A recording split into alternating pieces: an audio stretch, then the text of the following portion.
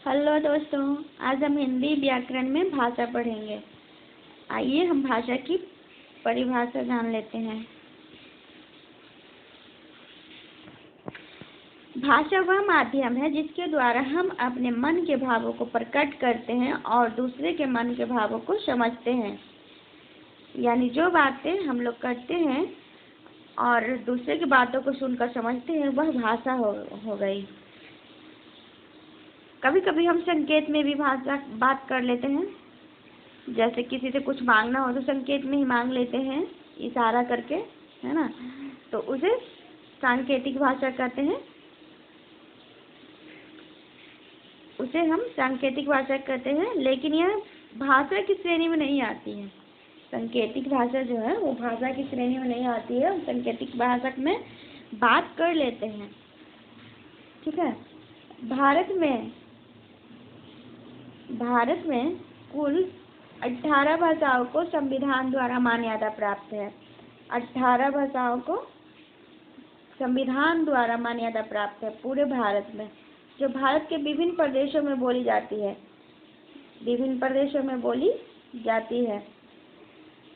प्रदेशों में बोली जाने वाली भाषा को प्रादेशिक भाषा कहते हैं।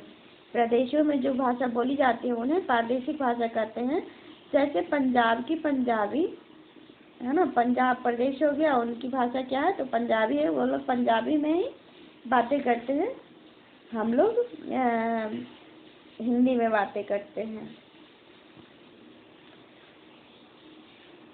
प्रमुख प्रदेशों के नाम इधर दिए गए हैं और बोली जाने वाली मुख्य भाषा है उनकी। जैसे असम में असमिया बोला जाता है। पश्चिम बंगाल में बंगला बोला जाता है।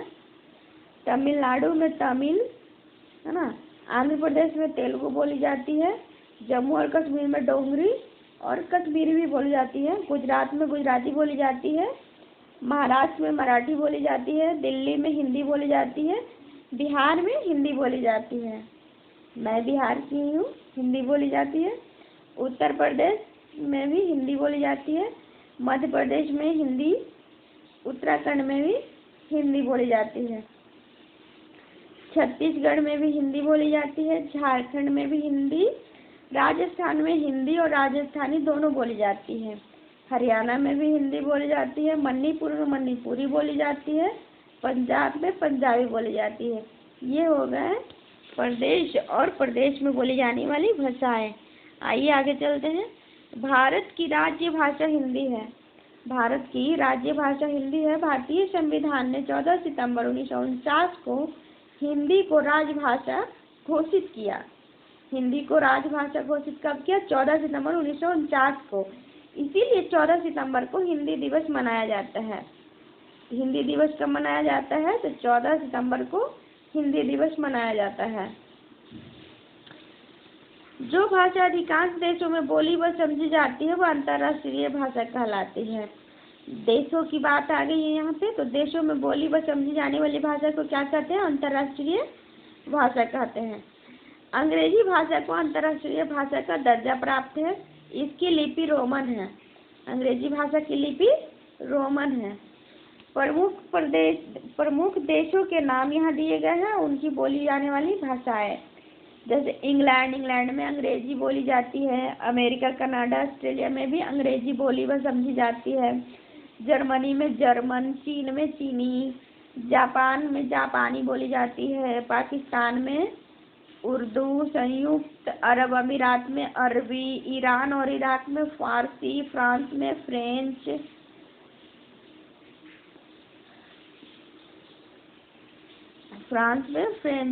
ये हो गए प्रमुख देशों के नाम थे और उनमें बोली जाने वाली भाषाएं। अब बोली को जान लेते हैं। यह मुख्य रूप से बोलचाल की भाषा होती है जो एक सीमित क्षेत्र में बोली जाती है। इसकी कोई लिपि नहीं होती है। जो हम लोग बोलते हैं आपस में, जो हमारी मातृभाषा जिसको हम कह सकते हैं मातृभाषा, क्षेत्रीय भाषा, वह बोली हो गई। हिंदी भाषा में अनेक बोलियां हैं, जैसे ब्रज, अवधी, भोजपुरी, खड़ी बोली आदि, है ना। लिपि और स्क्रिप्ट। लिपि, अब लिपि समझ लेते हैं। लिपि को इंग्लिश में स्क्रिप्ट कहते हैं। किसी भी भाषा को लिखने का तरीका ही उस भाषा की लिपि कही जाती है। किसी भी भाषा को जो हम लिखते हैं उसका तरीका ही लिपि कही जाती है।